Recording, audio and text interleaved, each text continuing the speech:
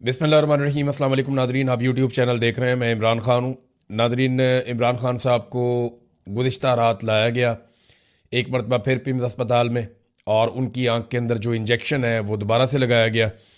हत्ता कि इमरान ख़ान साहब के जो डॉक्टर हैं वो बड़ा कैटेगोरिकली ये स्टेटमेंट दे चुके हैं पहले ही कि CRVO नामी जो बीमारी है, जिसमें आंख के अंदर प्रॉब्लम हो जाती है, इस संगीन बीमारी का कोई इलाज पिम्स अस्पताल में मुयसर नहीं है। वहाँ पे कोई स्पेशलाइजेशन नहीं है इस हवाले से।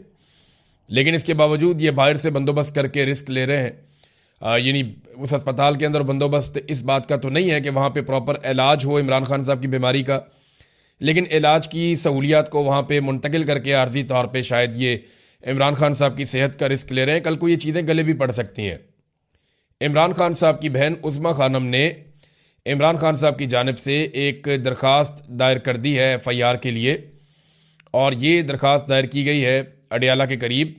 और जो अब्दुल गफूर नामी एक सुपरिटेंडेंट ऑफ जेल था, उसको और दीगर को नॉमिनेट किया गया है, और उसमें यह कहा गया है कि उसने गफलत की है और उसने गैर जिम्मेदारी का सबूत दिया है, और उसकी क्रिमिनल नेगलिजेंस की वजह से इमरान खान साहब की आंख की बिनाई मुतासर हुई है। अब ये FIR गले पड़ेगी, रिकॉर्ड का हिस्सा बन गई। अभी तो ये FIR होगी भी नहीं, लेकिन जब वक्त गुजरेगा तो अरशद शरीफ वाली FIR भी होगी, ये वाली भी होगी। इमरान खान साहब पर जब गोलियां चली वजीराबाद में, वो FIR अभी तक नहीं हुई, अदालती अहकामात से वो भी होगी। तो ये सारे लोग जो इन FIRों की जद में आएंगे, ये अपने दूसरे घर ढूंढ लें कि इन्होंने किस किस मुल्क में जाकर छुपना है, क्योंकि पाकिस्तान तो इनके रहने के लिए जगह रहेगी नहीं।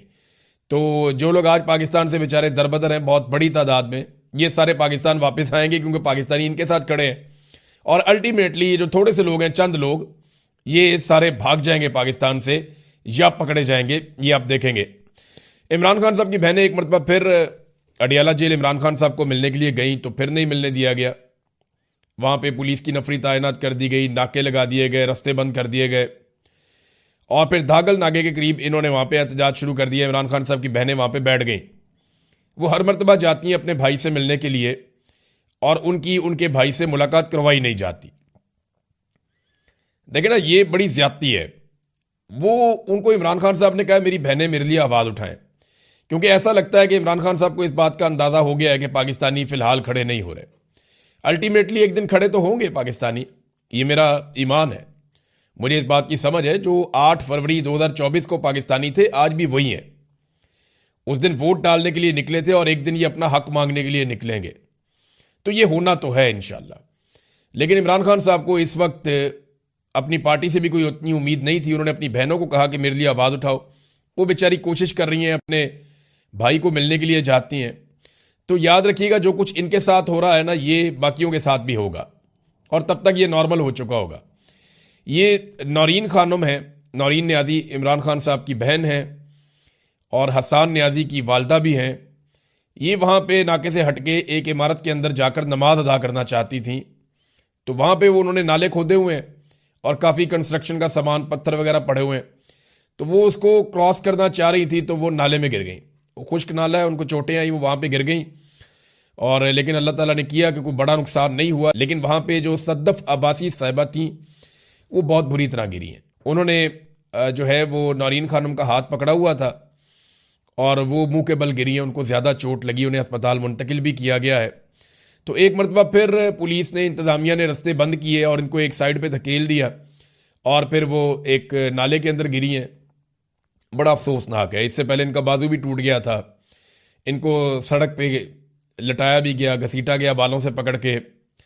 इन पे कई मरतबा टॉर्चर किया गया, ज़्यादती की गई, ज़बरदस्ती गिरफ्तार करके इन्हें पहुँचाया गया। बार बार चक्री के करीब पुलिस छोड़ के भाग जाती थी। तो ये इमरान खान की वो बहन है जो पहले दिन से, और हसान न्याजी की वालदा हैं जो बेचारी बहुत ज़ेर अताब रही, बहुत तकालीफ का इन्होंने सामना किया। जवान बेटा इनका जो है वो बंद है। पहले इतना अरसा उसको लापता कर दिया गया, फ़ौज ने अपनी तहवील में ले लिया, फिर सज़ा सुना दी, अब उसे जेल के अंदर बंद किया हुआ है। तो ये बड़ी तकालीफ है जो ये खातून देख रही हैं, और अपने भाई के लिए डट के खड़ी हैं। ये नादरीन सूरत हाल है। इमरान खान की सूरत हाल ये है कि मैं पढ़ रहा था अली अहमद कुर्द को, जिन्होंने वकला तहरीक के अंदर बड़ा अहम किरदार अदा किया था। उस दौर में नून लीग और पीपल्स पार्टी फंडिंग करते थे, वकला तहरीक की बहुत पैसा खर्च करते थे, और मिलिट्री एस्टेब्लिशमेंट का एक हिस्सा जो है वो भी ये चाहता था कि जनरल मुशर्रफ के खिलाफ काम हो, तो वकला बड़े मुतहर्रिक होकर निकले थे। उस वक्त अली हमीद कुर्द साहब बड़े मुतासर कुन शख्सियत के बन के सामने आए थे। तो नवाज शरीफ और जरदारी साहब के साथ इनका बड़ा अच्छा ताल्लुक भी है। तो इन्होंने कहा जी बड़े अरसे के बाद मुल्क की तारीख में एक नर का बच्चा पैदा हुआ है। मुल्क में वाकई बड़े अरसे बाद कोई लीडर पैदा हुआ है। 10 जर्नैल जाकर उसके घुटने पकड़ लें लेकिन माफ़ी नहीं है, ये मैं आपको लिख कर देता हूं। ये जनाब अली अहमद कुर्द साहब कह रहे हैं। अच्छा, रात को जिस नौजवान ने वीडियो बनाई थी, हैदर सईद ने, वो इमरान खान साहब को जब अस्पताल से निकाला जा रहा था तो वो नौजवान भी गिरफ्तार कर लिया गया है। यानी पता चला कि इसने वीडियो बनाई है तो इसको तो गिरफ्तार करो, तो उसको गिरफ्तार कर लिया गया है। और उसके पीछे एक रीज़न ये भी है कि पाकिस्तान तहरीक इंसाफ के लोग या ये नौजवान खुद भी ये तनकीद कर रहे थे कि जनाब अगर हम आ सकते हैं तो पीटीआई के लोग क्यों नहीं आ सकते। जो अरकान असम्बली हैं, जो सेनेटर्स हैं, जो पार्टी के अहदेदारान हैं, बैरिस्टर गौहर को ख़ास तौर पर तनकीद का निशाना बनाया कि वो क्यों नहीं आ सकते। तो मैंने आपको पहले बताया था कि ये जो मर्जी कहते रहे। बैरिस्टर गौहर कहते हैं जी कि मुझे तो रात 2 बजे पता चला जब इमरान खान साहब को वापस ले जाया गया था। तो मैं ये बात नहीं मानता, इसलिए कि मेरे पास जो इन्फॉर्मेशन है वो ये है कि पाकिस्तान तहरीक इंसाफ ने यह फैसला किया है कि वो इमरान खान साहब की सेहत के मामले के ऊपर कोई सियासत नहीं करेंगे और इसमें कोऑपरेशन करेंगे। इमरान खान साहब की आंख की सेहत बेहतर होनी चाहिए। अब ये बात वो पब्लिकली कर नहीं सकते, तो उन्हें इस बात की इन्फॉर्मेशन थी और मैंने पहले ही आपको बता दिया था कि अगले 24-48 घंटों में इमरान खान साहब को लाया जाएगा। इनके लिए मुश्किल तो नहीं है, अपना एक मुलाजिम वहाँ पर बिठा दें अस्पताल में या अस्पताल के अमले के अंदर किसी बंदे को, क्योंकि मैं जर्नलिस्ट हूँ, मुझे पता है खबर कैसे निकालते हैं। अस्पताल के अमले में आप 2, 4, 5 बंदों को बाउंड कर देंगे, यार कोई बात हो तो मुझे बताना, तो वो आपको पता चल जाता है। जैसे मैंने यहां पे बैठ के आपको पहले बता दिया था कि डॉक्टरों को छुट्टी दे दी गई और अमले को कहा गया कि आप जाएं। तो नाजरीन, ये इतना मुश्किल नहीं होता, ये पाकिस्तान तहरीक इंसाफ को इसका पता था, लेकिन उन्होंने इसके ऊपर कोई एक्टिविटी नहीं की। इमरान खान साहब की सेहत के ऊपर उन्होंने सियासत नहीं की। हाँ, वो ये ज़रूर कह रहे हैं कि उनकी फैमिली को हक मिलना चाहिए। अब इसमें अलीमा खानम का एक स्टेटमेंट आया, उन्होंने कहा जी खबरों से हमें पता चला कि इमरान खान को आधी रात को दोबारा पिम्स ले जाया गया। ख्याल रहे कि उनकी आंख में दूसरा इंजेक्शन लगाया गया था। जब कानून इस बात का तकाजा करता है कि किसी कैदी पर कोई तिब्बी अमल कराने से पहले ख़ानदान को मुतला किया जाएगा तो ख़ानदान को क्यों नहीं बताया गया। हमें सरकारी तिब्बी सहूलियात की तशखीस या जांच की रिपोर्टों पर बिल्कुल भरोसा नहीं है। पिम्स से पहले ही इतलात आ रही हैं कि डॉक्टरों को इमरान खान के बारे में कोई भी मालूमात लीक होने पर संगीन नताइज की धमकियाँ दी जा रही हैं। वो क्या छुपा रहे हैं? हमारा ख़ानदान उनकी रिपोर्ट्स को मुस्तरद करता है, ख्वाह वो आवाम के सामने ये रिपोर्टें जारी करें। हम अपनी दरख्वास्त पर कायम है कि शिफा इंटरनेशनल इस्लामाबाद में इमरान खान के ज़ाती डॉक्टरों की निगरानी में और उनके अहल खाना की मौजूदगी में माहिरीन के ज़रिए इमरान खान का मुआयना और इलाज किया जाए। इमरान खान की आंख में पैदा होने वाली मुबैना हालत के लिए पिम्स सरकारी अस्पताल किसी के इलाज के लिए लैस नहीं है, यानी वहाँ मुकम्मल सहूलियत नहीं है। ये हुकूमत जो कुछ कर रही है ये मुजरिमाना है और इमरान खान के खिलाफ जो भी खिलाफ वर्जी और जुर्म कर रहे हैं इनका एहतसाब होगा।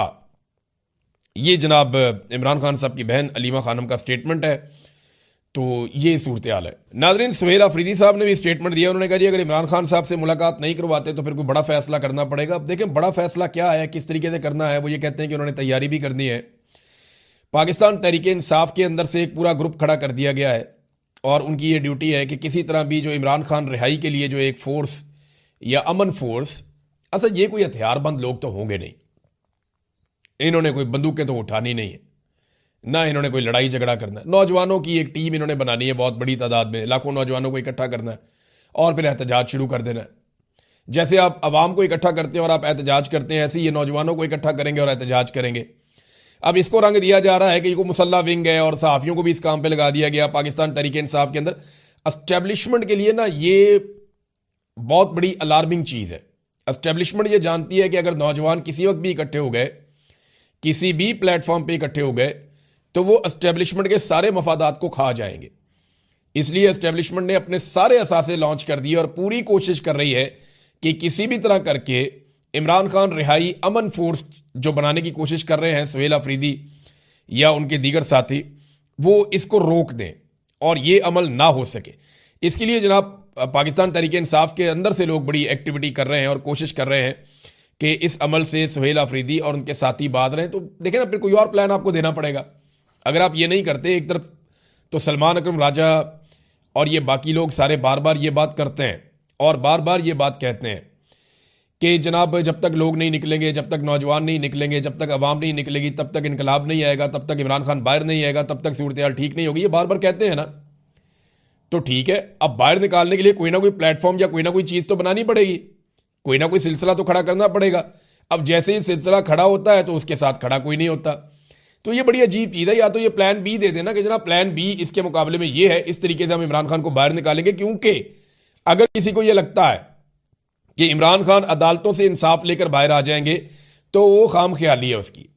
जब तक आप पाकिस्तान की एस्टेब्लिशमेंट को नहीं जकड़ेंगे, इसको नहीं पकड़ेंगे, तब तक इमरान खान को इंसाफ नहीं मिलेगा और वो बाहर नहीं आएगा। और दूसरी बात, या तो फिर इमरान खान साहब को और आपको सबको मिलकर डील करनी पड़ेगी, और डील के नतीजे में आपकी सियासत का क्या होगा इसका आपको अंदाजा भी नहीं है, जो नून लीग और पीपल्स पार्टी उसके बाद आपके साथ करेंगे।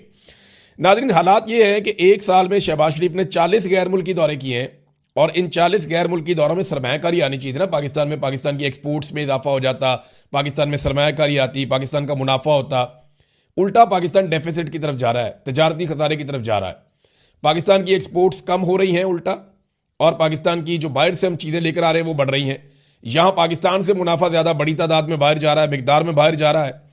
और आदादोशुमार के मुताबिक जो फॉरेन डायरेक्ट इन्वेस्टमेंट है वो भी पाकिस्तान में 42% तक गिर गई है। तो शहबाज शरीफ के ये 40 दौरे पाकिस्तान के किस काम के?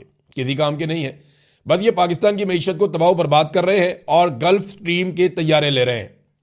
देखें, गल्फ स्ट्रीम के तैयारे वो हैं जिनको दुनिया में अयाशी वाला तैयारा माना जाता है।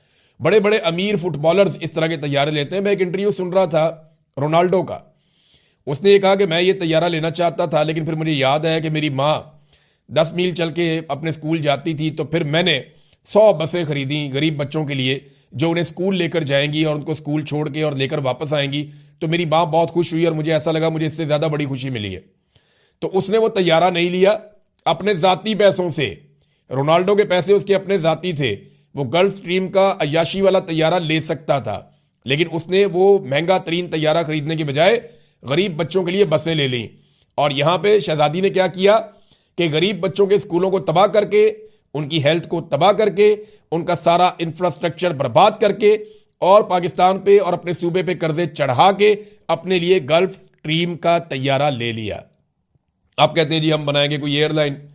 यार झूठ बोलो तो पता तो चले कि झूठ बोल रहे हैं। फिटेबू ताड़ा झूठ पहले ही पकड़ा जाता है आप लोगों का। वो वजीर इत्तला आता है, उसका काम ही ये है एक के बाद एक झूठ, और पीका पता नहीं पूरे पाकिस्तान पे लग जाएगा। ये इंफॉर्मेशन मिनिस्टर पे नहीं लगेगा जिसने झूठ बोलने की कसम खाई हुई है। अब नवाज शरीफ ने अपने पुराने साथियों से फ़ोन शोन करके इधर उधर PMLN के लोगों को कहा कि मेरी बेटी को सपोर्ट करो यार, अगर इसने तैयारा ले ही लिया है तो इसके साथ खड़े हो जाओ। सारे इसके ऊपर तनकीद कर रहे हैं। तो फिर उसके बाद आपने देखा राना सनाउल्लाह ने, 2-4-5 और लोगों ने, अभी ख्वाजा आसिफ ने, इन लोगों ने आहिस्ता आहिस्ता मरीम नवाज को सपोर्ट करना शुरू किया। नहीं जी नहीं, तैयारा ले लिया तो क्या हुआ, तैयारा तो काम के लिए लिया है। और भाई तैयारा देखें, आप एक गाड़ी खरीदते हैं 1 करोड़ रुपए की, वो भी आपको उसी तरह लेकर जाएगी। आप एक गाड़ी खरीदते हैं 50 करोड़ रुपए की, वो भी आपको उसी मंजिल पे उसी स्पीड से लेकर जाएगी। लेकिन 1 करोड़ और 50 करोड़ की गाड़ी में फ़र्क यह है कि दोनों के अंदर अय्याशी के लवाजमात फ़र्क हैं। बाकी लेकर दोनों गाड़ियां आपको महफूज तरीके से चली जाएंगी, अय्याशी के लवाजमात फ़र्क है। हाँ, अगर आपके अपने पैसे हैं, ज़ाती आपकी जेब के पैसे हैं, तो आप 1 करोड़ 50 करोड़ क्या 100 करोड़ की गाड़ी लें। आप 1000 करोड़ क्या 5000 करोड़ का तैयारा लें। आपके अगर अपने ज़ाती पैसे हैं आपको कोई नहीं पूछेगा। लेकिन अगर कौम के पैसे हैं तो लोग सवालात करेंगे, लोग पूछेंगे कि जब छोटे जहाज में या कम कीमत के जहाज में आपका काम चल सकता था, यानी आपने 10 अरब रुपए के 38 जहाज बेचे हैं आपने, भाई उनमें से एक जहाज ले लेते आप। PIA का कोई भी एक छोटा मोटा जहाज, PIA का बहुत सारे उनके पास थे, उनमें एक जहाज आप ले लेते। 10 अरब के आपने 38 जहाज आपने बेच दिए, पूरी एयरलाइन साथ बेच दी, और 11 अरब के अंदर जाके आपने अपना एक तैयारा ले लिया। पाकिस्तान मजाक है? लोग बेवकूफ़ हैं कि आप आएंगे जस्टिफाई करेंगे नवाज शरीफ के कहने के ऊपर। तो नवाज शरीफ जो मर्जी कहता रहे, ये इनके गले में फंस गया जहाज, ये जो मर्जी करे। अब इमरान खान साहब और बुशरा बीबी की नाजरीन 7 मुकदमात में ज़मानतें मंजूर हुई हैं, और ये डिफरेंट मुकदमात हैं जिनमें इन्हें ज़मानतें मिली हैं। ऐसा नहीं है कि इन ज़मानतों के मिलने के बाद ये फौरी तौर पे बाहर आ जाएंगे, लेकिन ये बड़े अरसे से मामला पेंडिंग था। 30 मरतबा तो अदालत ने कहा जनाब इमरान खान को पेश किया जाए, वो पेश नहीं किया गया। बार बार केस लगता रहा। इमरान खान के वकील ने कहा जनाब हमें मेरिट के ऊपर ज़मानतें चाहिए, हमें कोई तिब्बी बुनियादों के ऊपर ज़मानतें नहीं चाहिए। तो इमरान खान और बुशरा बीबी को 7 मुकदमात, जिनके अंदर 9 मई के हैं, आज़ादी मार्च के हैं, इक़दाम कत्ल के हैं, तोड़ फोड़ के हैं, जलाओ घिराव के हैं, तोशाखाना की रसीदों के हैं। तो ये मुकदमात के अंदर इमरान खान और उनकी अहलिया को जमानतें मिल गई हैं। नादरीन, एक चीज़ मैं आपके सामने रखना चाहता हूँ। ये सहाफ़ी फरजाना अली साहिबा हैं, इन्होंने तीरा के जो लोग मुतासरीन हैं उनके ऊपर प्रोग्राम किया है और ये बताया कि पुरानी कहानियाँ सुना सुना कर दोबारा इस खित्ते के अंदर ऑपरेशन किया जाता है। लोग दरबदर हो गए हैं। वो एक माजूर बच्चे का इंटरव्यू कर रही थी जिसकी एक टांग नहीं है। उसने कहा जी हमारे ऊपर बमों से हमला हुआ था और ड्रोन हमले में मेरी टांग चली गई और मुझे वज़ीर आला ने वादा किया था कि 25 लाख रुपया ऐलान किया गया कि दिया जाएगा, लेकिन सूबाई हुकूमत ने 1 रुपया भी नहीं दिया। अब सुहेल अफरीदी साहब ज़रा इस चीज़ पे खुद ही गौर कर लें और देख लें फरजाना अली साहिबा का प्रोग्राम निकाल कर जिन लोगों के साथ वादा किया गया है या जो लोग मुतासरीन हैं, सूबाई हुकूमत की जिम्मेदारी है कि फौरी तौर पर उनको इमदाद पहुँचाएँ, वरना फिर वो भी उसी तरह तनकीद की जद में आएंगे जैसे वफाकी हुकूमत और इदारे तनकीद की जद में आते हैं। और बिल्कुल तनकीद होनी चाहिए।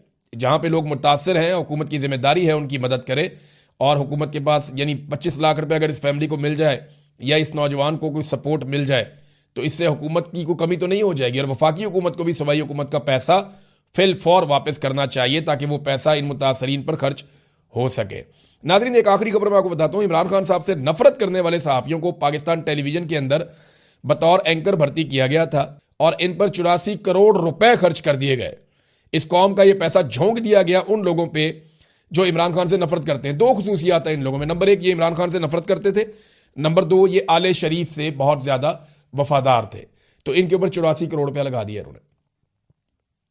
और ये साबिर शाकिर पे, मुईद पीरजादा पे, मेरे पे, बाकी लोगों पे इल्ज़ाम लगाते हैं कि हम लोग पैसों के लिए ये काम करते हैं। 84 करोड़ रुपया वहाँ पड़ा हुआ है। और वो किस लेवल के सहाफ़ी हैं ये आप जानते हैं। पाकिस्तान में उनसे बहुत बेहतर सहाफ़ी मौजूद हैं जो उनसे बहुत कम पैसों में काम कर रहे हैं। तो पैसा तो सारा सरकार बांट रही है, पैसा तो सारा सरकार बांट रही है और अवाम का पैसा इमरान खान की नफरत में उड़ाया जा रहा है। अब तक के लिए इतने, अपना ख्याल